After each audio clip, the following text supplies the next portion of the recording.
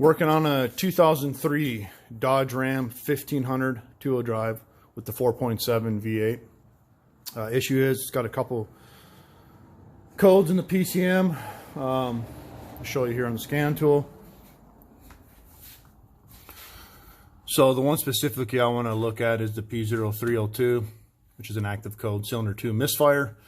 We can look at those evap codes another time if needed. But so we got a cylinder 2 misfire on this truck. So what we're going to do now is we're going to check secondary and primary ignitions, waveforms, and see if it's a coil issue, a plug issue, a fuel injector issue, and then or a mechanical issue, which hopefully it's not. And then we'll go from there. So now what I want to do is clear flood crank. Basically, Evan here, my helper, is going to smash the gas pedal to the floor. We're going to crank it over. We're going to listen for an audible tone difference. If there's a cylinder that's, low compression due to rings, head gasket, intake, or exhaust valve, we would hear that. I don't think that's the case, but I just want to show you what to listen for, or hear what to listen for. Go ahead, buddy. Hold the gas pedal all the way to the floor. Hold it. Don't let go, okay? And then listen here. So keep holding it down all the way to the floor, and then listen.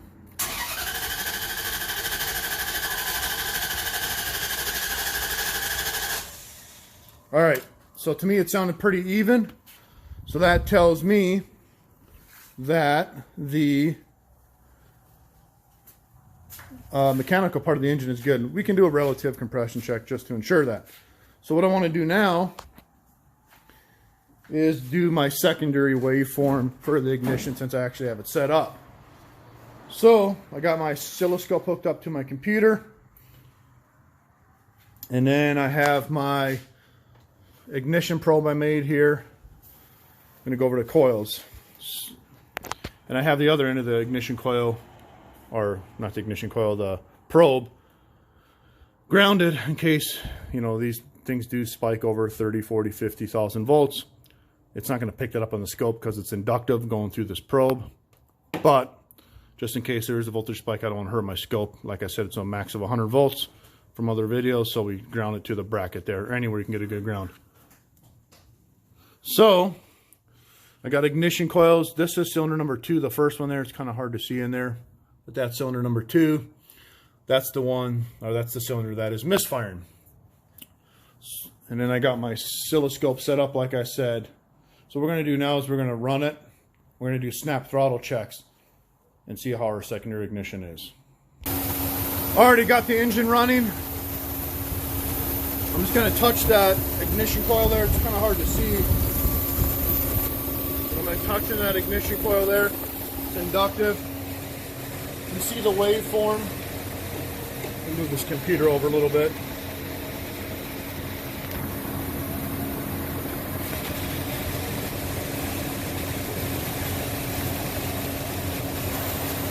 So I'm touching it there. You can see the waveform for the spark. And I'll show you what we're looking at here. Kind of give you an idea. From here to there, that's our dwell time building up for ignition coil. That line there is your kV or kilovolt line, and that's your burn time. That's a good, spark there. But it's not under load either. That's cylinder number 2. Let's go to cylinder number 4, which is kind of hard to see in here.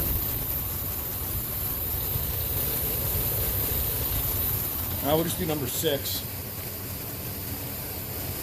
Easier to get at. So looks about the same, right? We'll go back to 2. You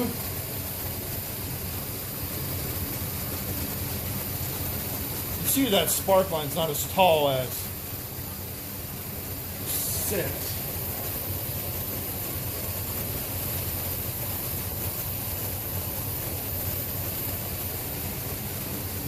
Yeah, see 6 is that spark line's real tall.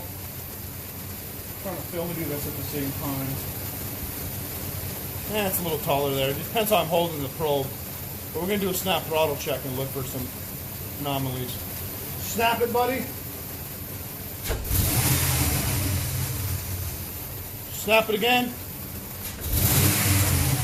So I'm on cylinder 2. And if you look, if I can freeze this in time, back up, those are all good. When I do the snap throttle check, there's good. This is cylinder 2, like I said, the suspected one. Got a lot of hash in there. But you're going to have some hash, obviously, when you're doing a snap throttle check. Some more hash. And back to play. So let's look again.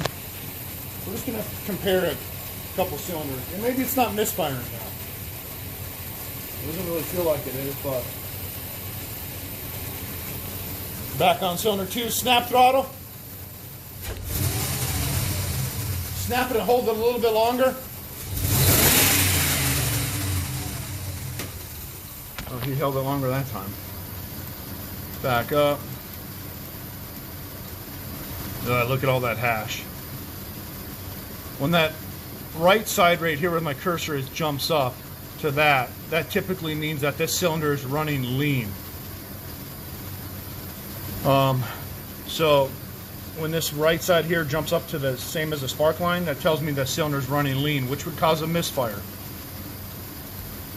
Yeah, right there. Not right there, but right there. It's running lean. Or could be running a little bit lean.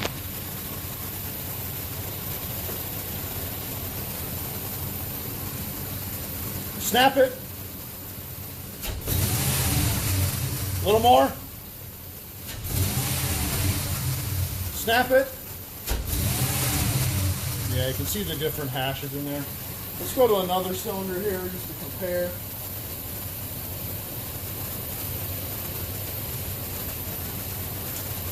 Hang on.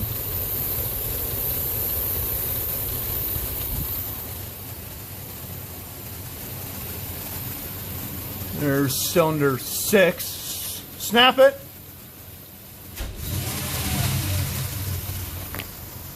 Snap it a little bit more. So if you guys look, there's a little bit of hash, but not like, back up here, not like the number 2. I mean, a little bit there, not excessively. Not like cylinder number 2. We're on cylinder 6, which is a suspected good one. Snap it again. Snap it a little bit longer.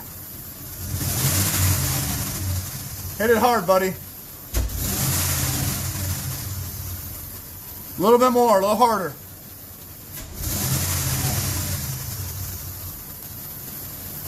Yeah, so you can look here, cylinder 6 seems fine, which would be because there is no misfires. So our secondary ignition waveform, which we're doing now, tells me that we got, I think, a spark plug issue. Probably needs a plug. And we're going to prove that by looking at our primary ignition, our ignition coils next. Alrighty, so now we're going to do, that was the secondary side of the waveform. Like I said, it could be plugs. Could also be an injector that's running lean as well, because we picked up some lean conditions on that snap throttle check. So we do need to check that as well. But since we're here, I'll check the primary side. So I have my amp clamp going to the ignition coil wire directly. Why? Well, you can go on the fuse box there, the power distribution center, right there. But if you look at the diagram, we're looking at the coil on plug 2. It's controlled through a transistor through the PCM, but it's all fed through this wire here, splice 143. So you go to 8W3043, which is this one, feeds the other bank, goes from EAC130. So where's it getting its power from? EA 4.7. It's coming from the auto shutdown relay, and you can put a fuse loop in all this stuff here. But when you do that, you got a lot of other, you're picking up fuel injectors, ignition coils, you're picking up other circuits. That's why I just wanted to go to the wire on this one. It's just easier. Plus, it's easy to get to. So I got my amp clamp on there, got my scope set up, got my trigger on. Go ahead and start it.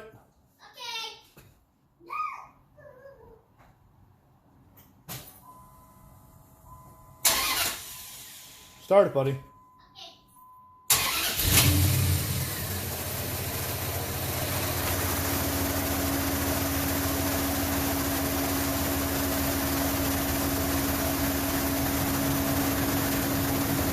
Let me get my scope set up real quick.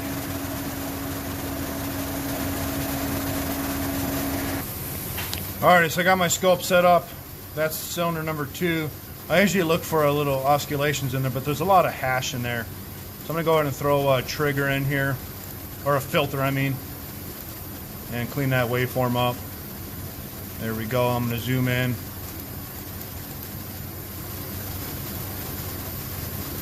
There we go. So the primary side, what I'm looking at here, that little oscillation there, that's good. That means there's energy building up through the ramp. Right, so I had to put a little low pass filter in there to get rid of all that noise, but you can see the oscillation there. So we're good to go.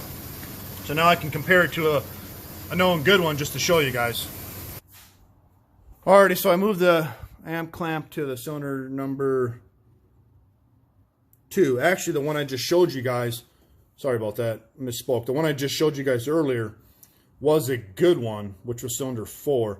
Now I'm going to show you cylinder 2, which I still think it's good, but just to compare, you know, the misfire one to the non-misfire one. So again, the one before was a good one. Now I'm going to do cylinder 2, which I think it's still good. I just want to show you this is the one that's misfiring, but it's not a primary ignition coil issue. Go ahead and start it, buddy.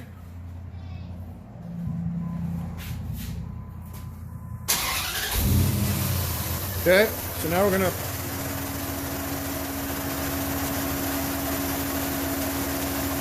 set up our scope here. Get my filter off.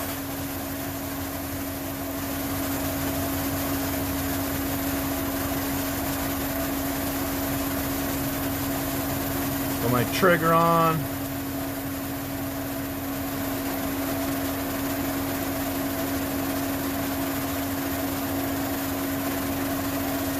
So you can see the oscillations there. I mean, I can put a filter in.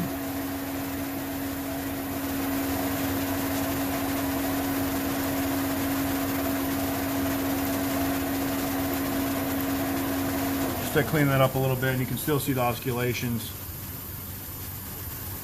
So that's a good ignition coil as well. It's drawn a lot more amperage than the other one, obviously, but I think I got to put a new battery in my amp clamp because it's been doing some funky stuff for amperage measurements, which I'll have to check that out. But this is a good primary ignition coil as well, due to the oscillations down there. Alright, so I moved it back to cylinder 4 again, which is the one that's not misfiring. Just to show you guys, there's my 10 amps, 9.5, 10 amps almost. So I replaced the battery in the ignition, or the amp clamp, but you can still see the oscillations there. And I'll go back to cylinder 2 here just to show that again. Alrighty, so I hooked the amp clamp back up to number 2, the one that's misfiring, just to prove that I replaced the battery, and well, it's 9.5, 10 amps again. So, but again, we still have our oscillations there, so we're good. So the primary ignition on all these coils are on these 2 coils that we checked are good to go, especially the one for cylinder number 2. Alrighty, so now what we're going to do is we're going to check the fuel injector, make sure it's actually electronically, mechanically moving. So if you look here on my wiring diagram, we're on number 2, that's the one that's misfiring, fuel injector 2. So it gets power from that ASD automatic shutdown relay like we talked about earlier. 12 volts goes in, then it goes to the driver MOSFET transistor through the PCM. So we're going to be on the, if this thing focuses, the tan wire. It's only 2 wires, right? So we're back probed in there with the T-pin, other end of the battery to the ground. 20-to-1 attenuator in the scope. Again, it's because the scope can only handle 100 volts anytime you have a magnetic field collapse, whether it's if it's not inductive, if you're using just, you know, power and ground leads, positive, negative, ignition coil, fuel injector, anything with a magnetic field like a solenoid, you could spike to over 100 volts. That's why we can go up to 2000 with this 20-to-1 attenuator. Scope set up. Alrighty, buddy, go ahead and start it.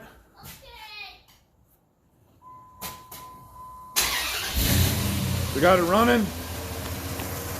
Come over here to our scope. You can see the tops there is almost like 70 volts, so we're good. We're way good anyways, because if we go up to 2000, change our time base, we'll go to like 2 milliseconds of division, put a trigger in there. This fill injector looks good. Why? Well, from there to there is the time frame of how long the injector's open in milliseconds. That's the magnetic field collapsing. That little hump there means the injector is mechanically opening. So that tells me that this is good. There's nothing wrong with this injector. Freeze it, shut it off. So I don't know if you could hear me over the engine, but again, if you follow my cursor, from there to there is how long the injector is open for in milliseconds. This is the magnetic field collapsing when it spikes up to the voltage, and this little hump right there, that is the injector mechanically opening. So it's not running lean because of this injector. I honestly think it just, all the hashing, the first test we did, the secondary ignition, it just needs new plugs, right? So exactly what's going on with this. So if you look at the peak voltage there, roughly it's at, this thing is having a hard time focus today, 67, 68 volts. And then the milliseconds, which it doesn't matter for what we're doing, but this is how long your injector, grab it here, is open for. The difference between cursor 1 and cursor 2 is 3.544 milliseconds. That's how long that injector is open for.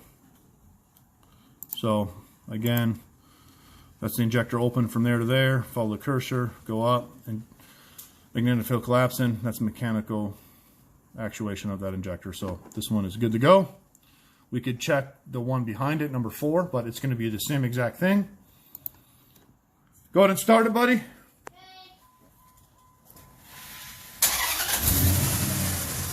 So you can see from the cursor there to there, that's how long it's open. Hit the gas a little bit.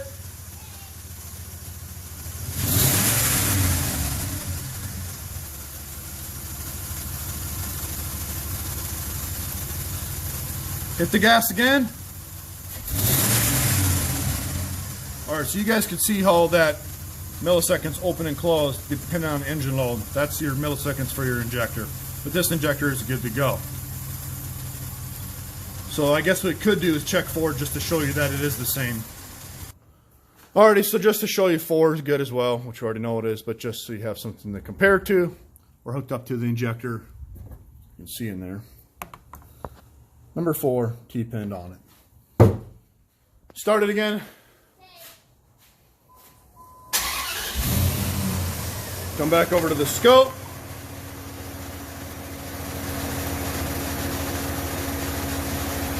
Hit play. So you can see the injector. It's just like the other one. Go ahead and smash the gas a little bit.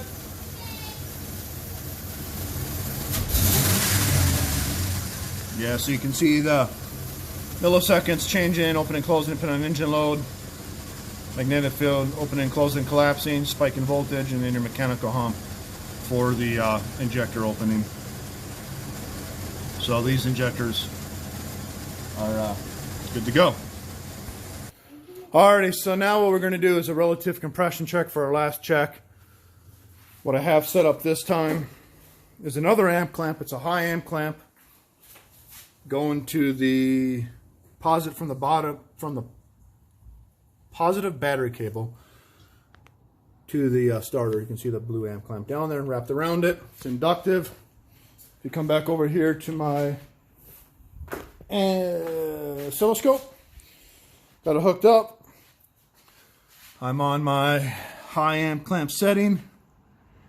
I'm on a 1 second time division. We're just going to crank it over and see if there's a change. So what we're going to do is Evan's going to smash the gas pedal, do a clear flood crank to disable the fuel injectors. We're going to capture it on the oscilloscope. Go ahead and smash it all the way to the floor. Hold it. Keep holding it. Keep holding.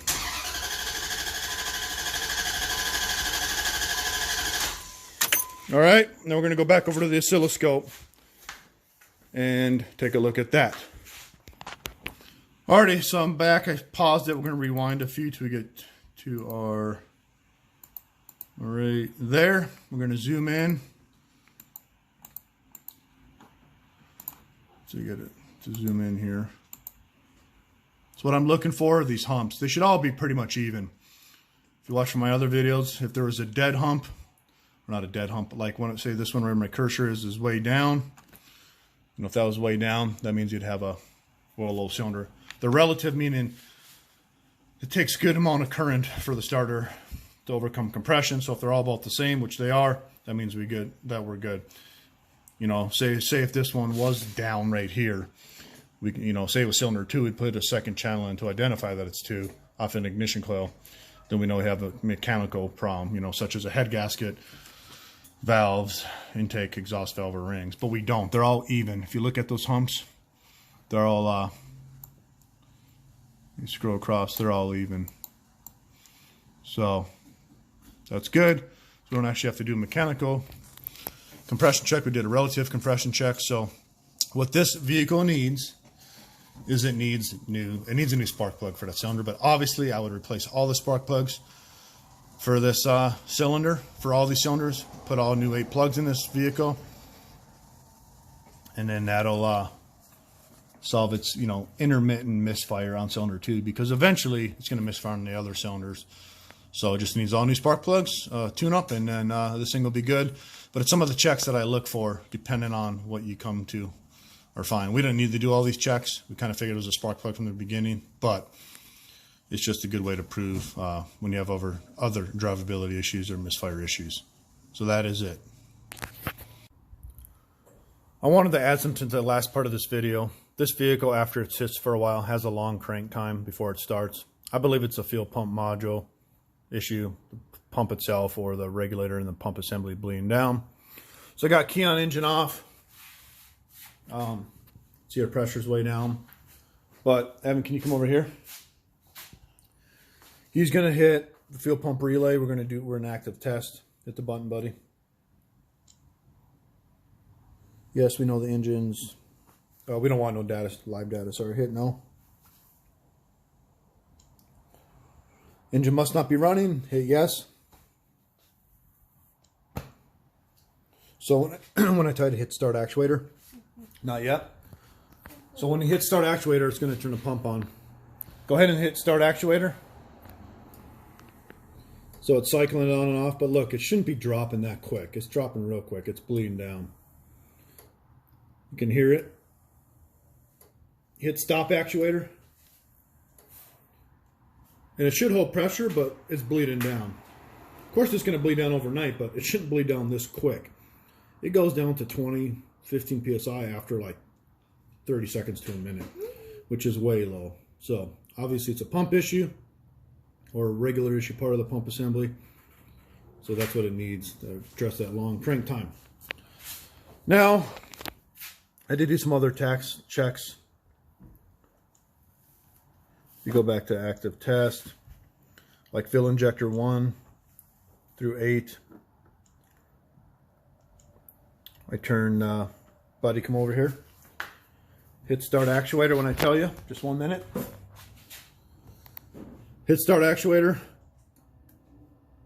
So it's turning the injector on and off. It drops a little bit. But what I did is, I did that for all 8 of the cylinders to prove that it wasn't an injector bleeding down or leaking down. I did all 8 of those injectors. So to recap, this truck needs new spark plugs, so it needs a tune-up because of the misfires, or misfire on cylinder 2, and it needs a new fuel pump module with the regulator assembly to address the long crank time. And if you remember from the beginning of the video, it also had some emissions evap codes, probably a vacuum line or something. We could hook up the smoke machine, which I have right there. and check and see where the leaks are, fix that. But I don't believe the customer's worried about that right now. They're worried about the long crank time and the misfires. And then he needs to get those misfires fixed so he doesn't hurt his catalytic converters, because when you have no spark or weak spark or, you know, crappy spark going through, all that unburned fuel, if it is unburned fuel, it can melt the cat down. So he needs to get the misfires fixed and the fuel pump fixed, which we addressed in this video. So that is it.